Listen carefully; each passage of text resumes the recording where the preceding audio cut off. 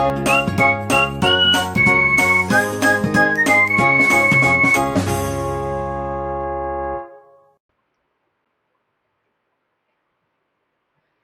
everyone, welcome to my channel Medico Prime Education.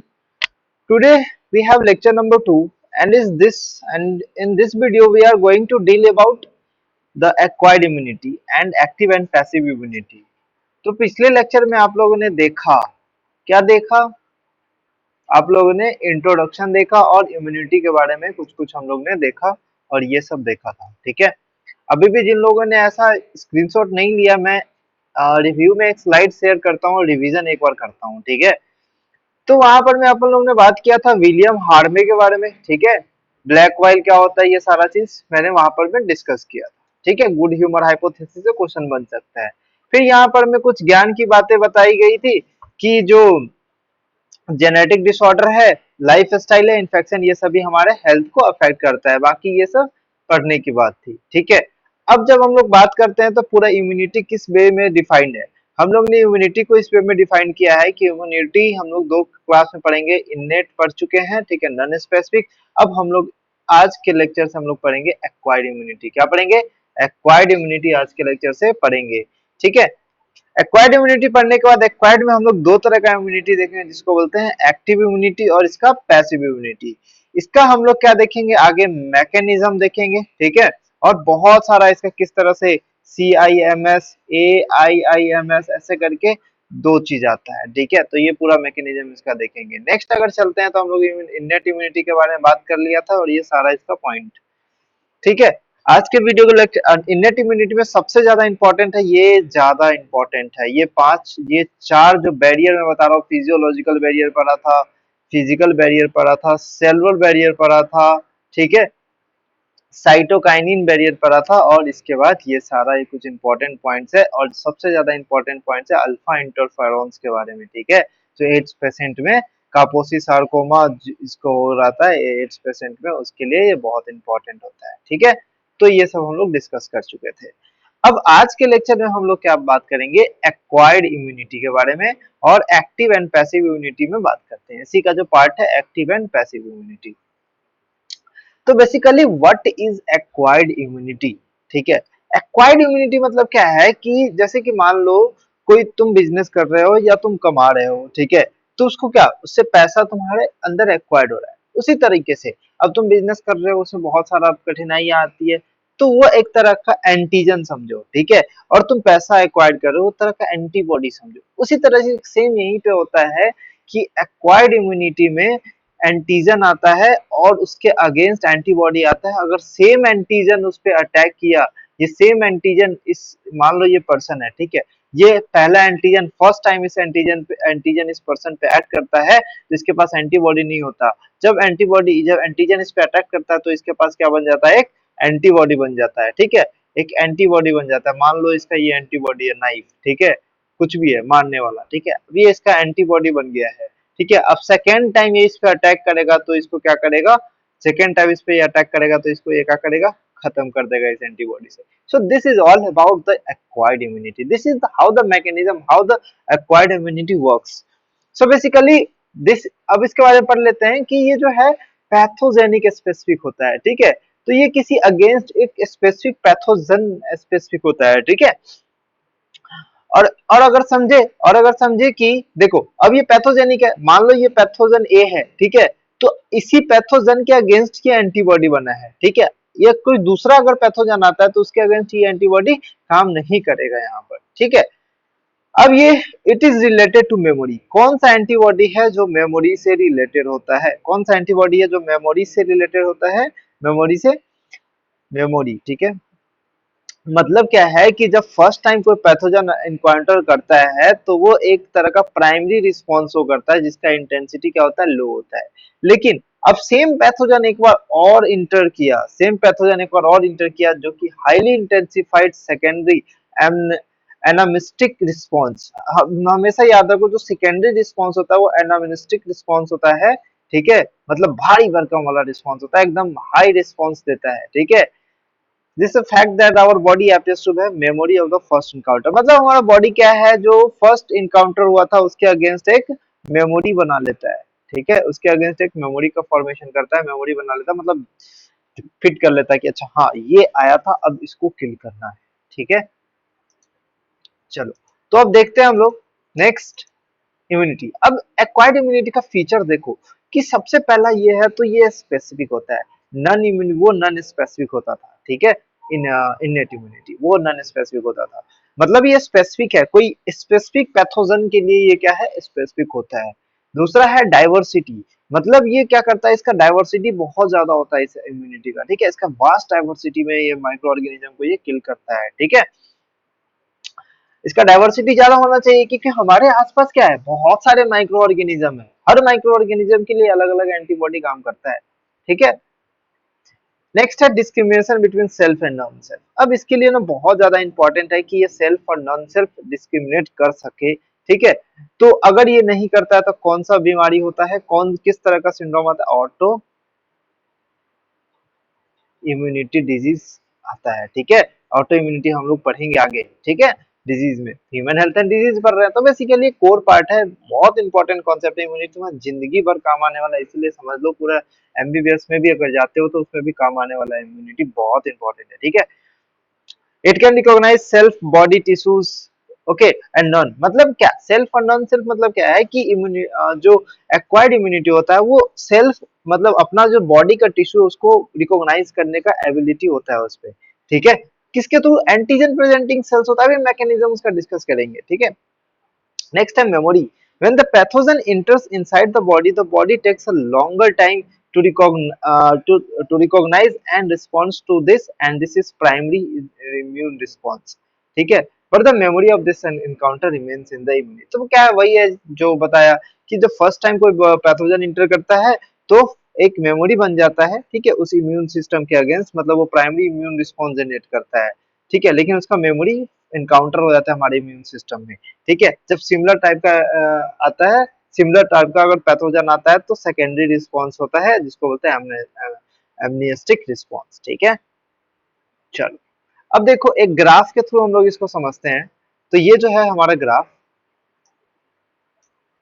ये है हमारा ग्राफ, देखो कि सबसे पहले मान लो कोई ए एंटीजन एक्ट किया यहाँ पर, ठीक है, तो इसका इसका ग्राफ देखो, antibody concentration in the blood, ये जो वाई एक्सिस दिखा रहा है ये antibody concentration in the blood दिखा रहा है, और ये एक्स एक्सिस टाइम पीरियड दिखा रहा है ना।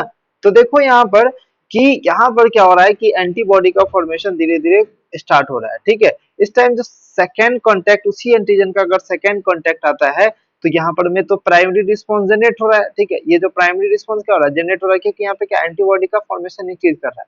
लेकिन क्या होता है कि जब सेकेंड कॉन्टेक्ट आता है तो अचानक से बढ़ जाता है ये सेकेंडरी इम्यून रिस्पॉन्स आता है जो कि मोर रैपिड एंड इंटेंस होता है, ठीक है। Secondary response is more rapid and intense, ठीक है। अगर मान लो कोई दूसरा एंटीजन आया तो उसके लिए भी फिर से प्राइमरी इम्यून रिस्पॉन्स आएगा, ठीक है, और फिर से second second A B second, अगर वही एंटीजन बी एंटीजन फिर से आता है तो फिर से सेकेंडरी इम्यून रिस्पॉन्स यहाँ पर जनरेट होगा, ठीक है। तो इस तरह से ग्राफ चलता है, तो मतलब प्राइमरी रिस्पॉन्स इस तरह से आता है, फिर सेकेंडरी रिस्पॉन्स ऐसे आता है। आगे बात समझ में, चलो, तो ये ग्राफ है, इसको इंपॉर्टेंट है ये, है ना। चलो next, primary and secondary response are carried out. अब देखो थोड़ा लिंक होगा क्योंकि मैं अगला टॉपिक क्या बताने वाला हूँ, अगला टॉपिक जो हमारा रहेगा, कौन सा टॉपिक रहेगा, इम्यून सिस्टम रहेगा, ठीक है। इम्यून सिस्टम और बॉडी का इम्यून सिस्टम, उसमें हम लोग अलग अलग B lymphocyte, T lymphocyte, T helpers और टी किलर सेल्स, सारा किलर सेल्स, टी सेल्स के टाइप्स हम लोग डिस्कस करेंगे, ठीक है। आज हम लोग बस इंट्रोड्यूस करेंगे और उसका सेल्स को, ठीक है, अगला पूरा डिस्कशन करेंगे पूरा चीज। तो देखो यहाँ पर हमें क्या देखने को मिल रहा है कि जो बी एंड टी लिम्फोसाइट्स है, जो प्राइमरी और सेकेंडरी रिस्पॉन्स जो प्रोड्यूस हो रहा है उसके कारण कौन सा ऐसा चीज है जो पीछे, उसके पीछे कौन सा ऐसा चीज है जो लगा हुआ है, कौन सा ऐसा चीज है, मतलब एक स्पेशल टाइप लिम्फोसाइट्स प्रेजेंट होता है, ठीक है। Two special types of lymphocytes are present, कितने कितने तरह का प्रेजेंट होता है, two special types of lymphocytes are present, जैसे कि बी लिम्फोसाइट्स एंड दूसरा टी लिम्फोसाइट्स, है ना। तो जो बी लिम्फोसाइट्स है produce an army of the protein, तो बी लिम्फोसाइट करता क्या है, प्रोटीन का आर्मी बनाता है, ठीक है, army of the protein in response to the pathogen. मान लो कोई पैथोजन एक्ट किया, ठीक है, तो बी लिम्फोसाइट एक्टिव हो गया और प्रोटीन्स बनाना स्टार्ट किया। प्रोटीन्स मतलब लाइक एंटीबॉडीज, ठीक है। तो उसने क्या किया, एंटीबॉडीज का फॉर्मेशन कर रहा है, ठीक है। तो अब मान लो कोई पैथोजन इंटर किया, जैसे ए पैथोजन इंटर कर रहा था, ए पैथोजन को इंटर कर रहा था इस इंसान के शरीर में, ठीक है। इस इंसान के शरीर में कोई ए पैथोजन इंटर कर रहा था, ठीक है। तो देखो, अब जब एक ए पैथोजन इंटर कर रहा है तो ये इस पैथोजन के रिस्पॉन्स के समय ताकि फाइट कर सके उसे, तो ये एंटीबॉडी का फॉर्मेशन कर रहा है, ठीक है। तो एक बात बताओ, ये बी लिम्फोसाइट्स क्या करता है, एंटीबॉडी का फॉर्मेशन करता है, लेकिन लेकिन लेकिन T cells themselves do not secrete antibodies but with the help B cells to produce them। तो see T cells antibody secrete नहीं करता, बी सेल को हेल्प करता है एंटीबॉडी सिक्रीट करने में, ठीक है, प्रोड्यूस करने में। तो ये बहुत इंपॉर्टेंट है, और यहाँ पर मैं स्टेटमेंट वाइज क्वेश्चन यहाँ पर में बनता है, वो हमेशा ही बनता है, ठीक है। तो ये लाइन से स्टेटमेंट वाइज क्वेश्चन बन सकता है। अभी उसका वही प्रचलित चला आ रहा है, ठीक है, प्रचलन है अभी बहुत ज्यादा। तो देखो कैसा कैसे होता है। तो हम लोग अगर पूरे पूरे अगर चैप्टर में बात करते हैं, पूरे चैप्टर में अगर बात करते हैं, तो एक्वायर्ड इम्यूनिटी का सेल्स क्या क्या, कौन कौन सा सेल्स होता है। तो पहला जो सेल्स होता है उसको बोलते हैं एंटीजन प्रेजेंटिंग सेल्स। पहला जो सेल्स होता है उसको क्या बोलते हैं, एंटीजन प्रेजेंटिंग सेल्स, ठीक है। ये होता है एंटीजन प्रेजेंटिंग सेल्स। तो ये जो एंटीजन प्रेजेंटिंग सेल्स होता है, और दूसरा क्या होता है, लिम्फोसाइट्स। दूसरा क्या होता है, लिम्फोसाइट्स। लिम्फोसाइट्स में भी क्या होता है, बी लिम्फोसाइट्स, और दूसरा क्या होता है, टी लिम्फोसाइट्स, ठीक है।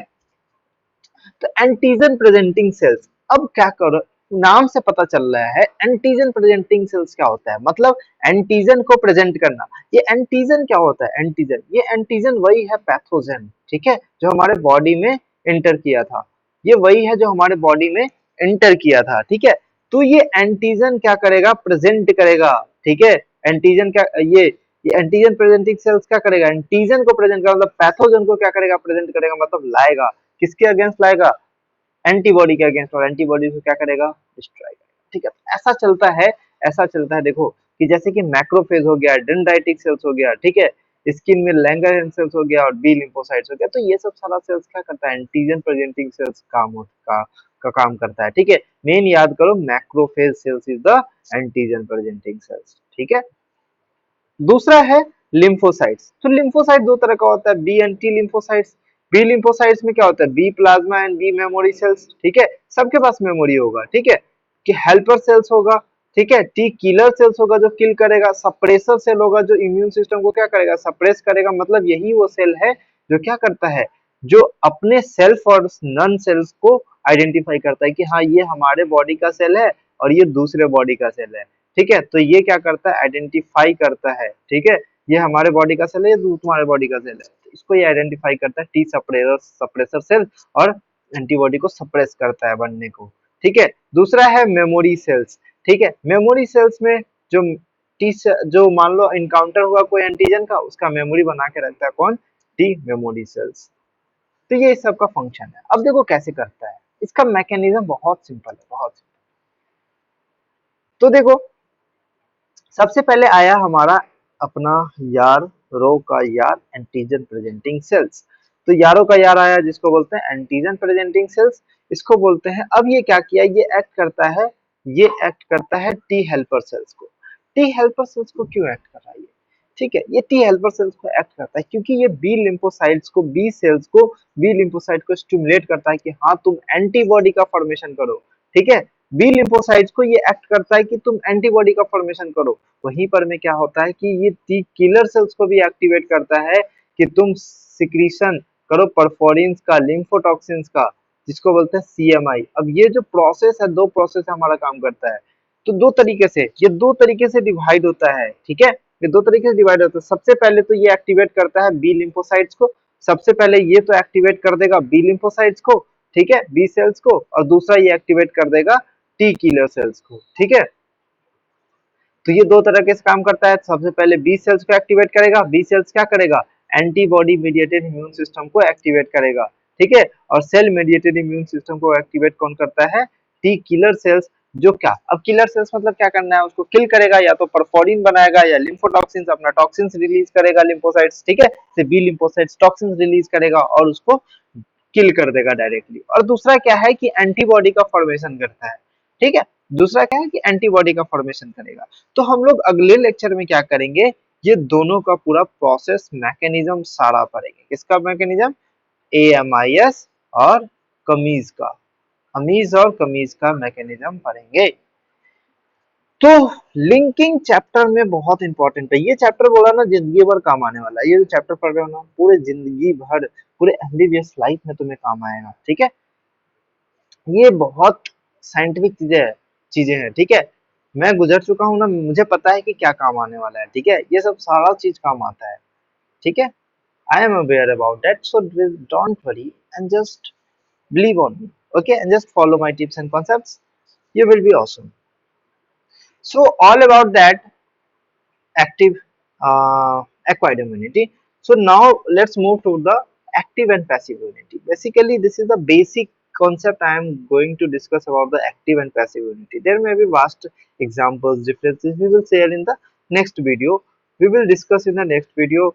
Please don't find it. We have basically in this video I am going to talk about basically um, basic concept about the what is active and what is passive. Okay, so focus करो। देखो, सबसे पहले बात करते हैं active के बारे में, ठीक है। और दूसरा यहाँ पर में बात करेंगे पैसिव। पहले एक्टिव के बारे में बात कर लेते हैं, ठीक है। तो एक्टिव मतलब क्या होता है, एक्टिव मतलब क्या होता है, सोचो कि जब कोई होस्ट जो है, मान लो तुम हो, तुम पे कोई एंटीजन आया, ठीक है, या फिर डेड हो या फिर लिविंग ऑर्गेनिज्म हो, ठीक है, तो उसके अगेंस्ट एंटीबॉडी प्रोड्यूस हो जाता है, उसको बोलते हैं अपने आप, अपने तुम्हारे बॉडी में अपने आप बन रहा है, ठीक है। तो उसको हम लोग बोलते हैं एक्टिव, ठीक है। समझ में आया, आगे बात समझिए। तो ये हो गया एक्टिव। और दूसरा है पैसिव। पैसिव में क्या होता है कि जैसे तुम्हें कोविड हो गया था, ठीक है, कोविड हुआ था तो तुम्हें एंटीबॉडी दिया गया था, ठीक है, एंटीबॉडी लगवाए थे। तो वो क्या है कि तुम्हें कोई एंटीजन क्या कर रहा है, तुम पे अफेक्ट कर रहा है, तो कोई पैथोजन तुम पे आ रहा है, तुम्हारे अंदर एंटीबॉडी नहीं बन रहा उसके अगेंस्ट और तुम अफेक्ट हो रहे हो, उसके अगेंस्ट हम लोग क्या देते हैं, एंटीबॉडी देते हैं। और वो एंटीबॉडी देते हैं, इस प्रोसेस अब तुम्हारे अंदर इम्यूनिटी डेवलप हो चुका है। अब तुम्हारे अंदर क्या हो चुका है, इम्यूनिटी इम्यूनिटी आ चुका है। अब तुम्हारे अंदर इम्यूनिटी आ चुका है, पर डरने की क्षमता आ चुकी है। तो ये क्या है, पैसिव, ठीक है। जैसे कि एक नेचुरल पैसिव एग्जांपल बताए कि जैसे कि when you were in the foetal life, तो उस समय क्या होता है कि फिटस को एंटीबॉडीज मिलता रहता है मदर से, ठीक है, मदर से मिलता रहता है ताकि वो लड़ सके, ठीक है। अब एंटीबॉडी कौन सा मिलता है, आईजीजी, ठीक है, आईजीजी जो कोलोस्ट्रम में प्रेजेंट होता है, तो ये एंटीबॉडी इसको मिलता रहता है। फर्स्ट एंटीबॉडी कौन मिलता है, आईजीए। तो ये सब हम लोग पढ़ेंगे आगे, ठीक है, एंटीबॉडी में हम लोग ये सब आगे पढ़ेंगे। बट अभी एक एग्जांपल बताओ कि जो फीटस है वो रिसीव करता है एंटीबॉडीज फ्रॉम द मदर से, उसके अंदर एंटीबॉडी नहीं बन रहा। अगर तुम्हारे अंदर खुद से एंटीबॉडी बन रहा है किसी पैथोजन के अगेंस्ट, इतना याद रखो, तुम्हारे अंदर खुद से एंटीबॉडी बन रहा है किसी पैथोजन के अगेंस्ट, तो उस इम्यूनिटी को क्या बोलते हैं, एक्टिव इम्यूनिटी। अगर ऐसा नहीं है तो उसको बोल देंगे पैसिव इम्यूनिटी। मतलब कि जब हम लोग रेडीमेड एंटीबॉडी बॉडी में इंजेक्ट करते हैं तो फॉरजी अगेंस्ट कोई फॉरजिन एजेंट के अगेंस्ट, तो उसको बोलेंगे पैसिव इम्यूनिटी। क्या बोलेंगे उसको, पैसिव इम्यूनिटी। और ये एग्जांपल पैसिव इम्यूनिटी का, ठीक है। अब चलो कुछ डिफरेंस देख लेते हैं हम लोग, ठीक है।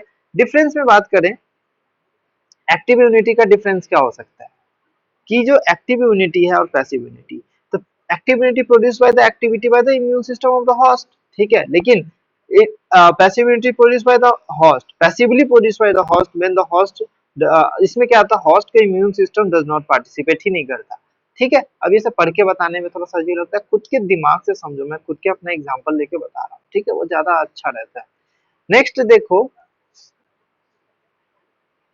It is induced by the infection. अब ये किसके थ्रू होता है, मान लो तुम्हें कुछ कोई इन्फेक्शन हो गया, उसके थ्रू होता है, जैसे वैक्सीन के थ्रू, ठीक है। आगे बात समझे, तो ये एक्टिव इम्यूनिटी हो गया। अब मुझे बताओ, ये conferred by the introduction of readymade antibodies में दिया जाता है, ठीक है।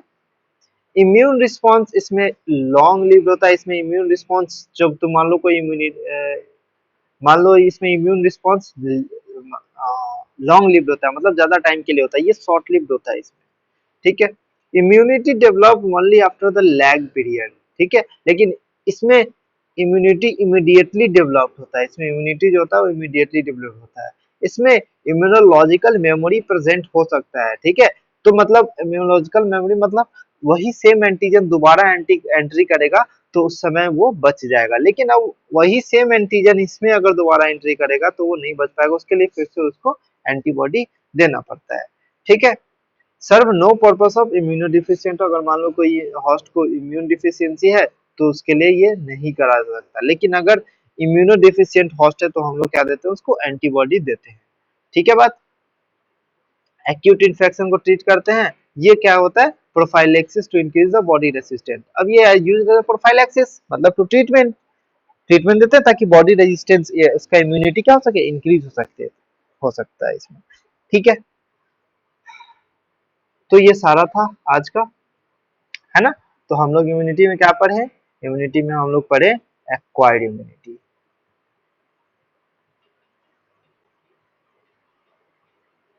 तो हम लोग आज इम्यूनिटी में क्या पढ़ लिए, एक्वायर्ड इम्यूनिटी पढ़ लिए। एक्वायर्ड इम्यूनिटी के बाद हम लोग क्या पढ़े, उसका एक्वायर्ड इम्यूनिटी का हम लोग स्पेसिफिक फीचर पढ़े, ठीक है, स्पेसिफिक फीचर पढ़े। उसके बाद क्या पढ़े, मैकेनिज्म। उसके बाद क्या पढ़े, सेल्स, ठीक है।